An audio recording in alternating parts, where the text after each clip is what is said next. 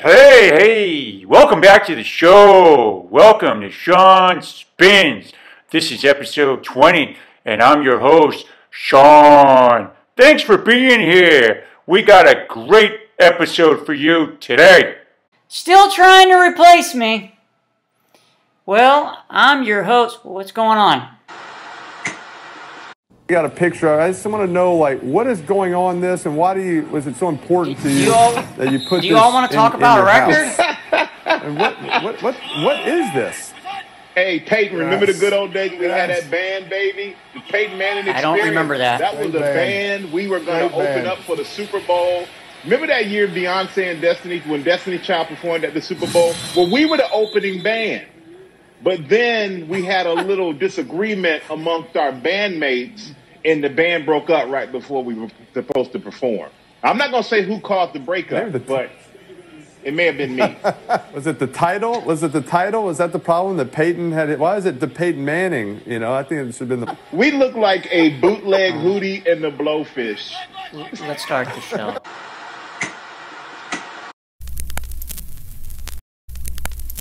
I am your host, Shaun, and this is episode 20, and welcome to ShaunSpins. I hope everybody is safe and well.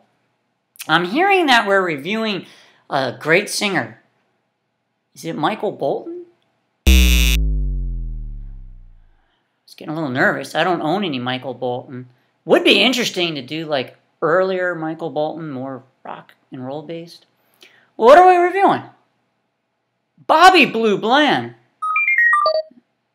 This is going to be good. Let's start the review. Let's start with a little facts and then get right into the record. Now, Bobby Bland, or Bobby Blue Bland, is from Tennessee, and from what I read, left school at a very young age. And I'm talking young age as in 3rd grade, and worked on a cotton field. Never learned how to read. Later in his life, this affected a contract he signed where he got ripped off. You know, he's supposed to earn a certain percentage and earn way less. I have some earlier Bobby Blue Bland music on cassette tape, yet the record we're doing today is from the 70s. Let's go to this great image of Bobby Blue Bland. There's Bobby Blue Bland, far right, Albert King in the middle, B.B. King on the far left. Can you imagine, as a musician or a young musician walking into that room? It must be just, the nerves would be everywhere. Kind of reminds me of when Jimi Hendrix was playing in Chess Studios and Muddy Waters walked in, and I believe at that point Jimi Hendrix realized it's time to stop playing, like here comes the master of the guitar. Bobby Blue Bland is an amazing singer. Some of my favorite singers, well, my all-time favorite is Otis Redding and Al Green. I love the Ronettes, Lenny Williams, and today we're going to be talking about Bobby Blue Bland. Let's take out the album.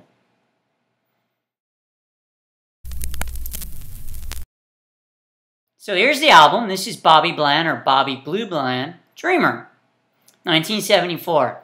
And as I said, I have some earlier things on cassette. I believe one of them has his cover of Stormy Monday, More Blues.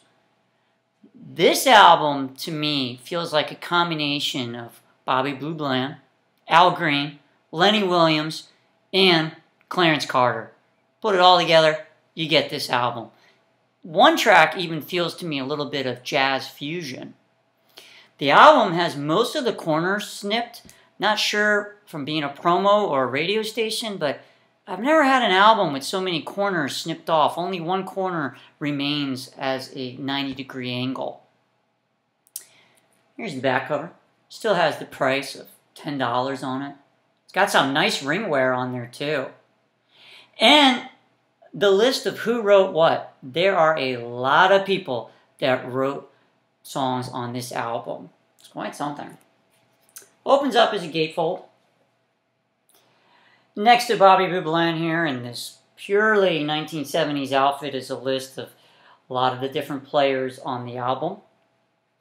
These albums they're gigantic. Maybe we should just review CDs. I feel like every time I'm reviewing an album, I'm like, hey, this like I barely get my mouth in the frame. Here I am right up here, I'm hiding.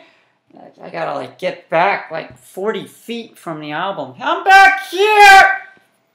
So, this album, just a regular vinyl. Like, I wonder if anyone's going, is it on color? No, this is old school album.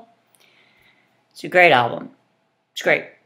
I used to bring the album to work, to listen to at work. One of my coworkers almost reminded me of an identical twin of Bobby Blue Blonde.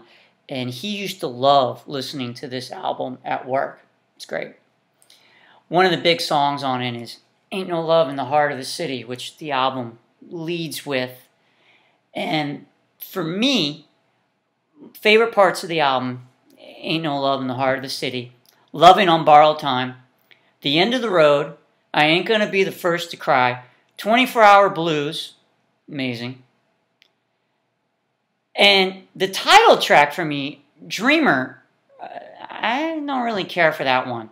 Yolanda has some clever lyrics in it when it talks about things that he had, you know, the house, the Cadillac. And one of the interesting things about Yolanda, excuse me, I feel as though that one is going into the world of jazz fusion. Without the lyrics, I can imagine a band like The Weather Report playing Yolanda. One of the things I like about this album, his voice. Well, first of all, his voice is amazing. But one of the things I like about the album is this. Some of the songs have this crescendoing that is just beautiful.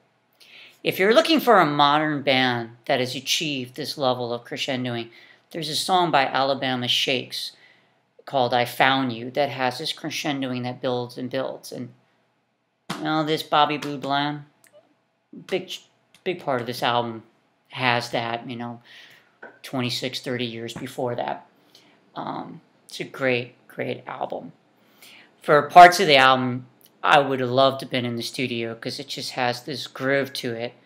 And Buddy Miles didn't work on this, but I can almost picture Buddy Miles playing drums just to this and just getting in that groove. It has that kind of Buddy Miles feel to it on drums. It's a great album. It's great voice, great music, great songs. And like I said, overall, out of all the songs, there might be one or two I don't like as much. Not that there's anything wrong with them, I just don't like them as much as the other songs. I think the other songs are better. This album also reminds me of a great album to have on 8-track. Just has that feel that it needs to be on 8-track and just kind of put in that player and just let it go to town. Just let it play.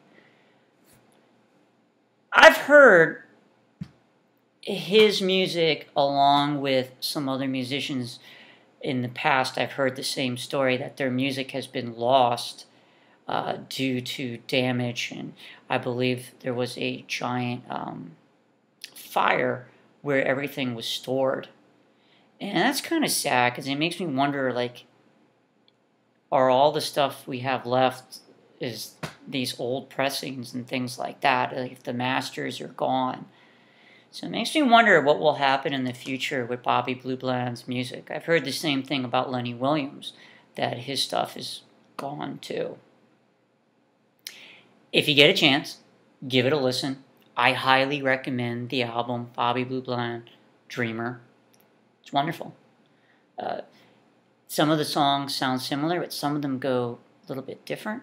You know, the 24-hour goes deeper into like the blues. It's just great. The crescendoing feel in some of the songs, it's great.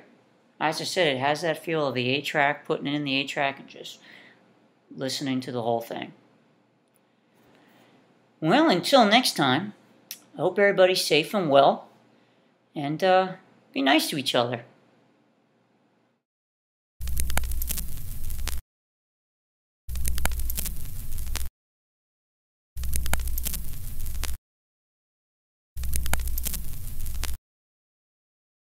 I hope you liked that review, Dad.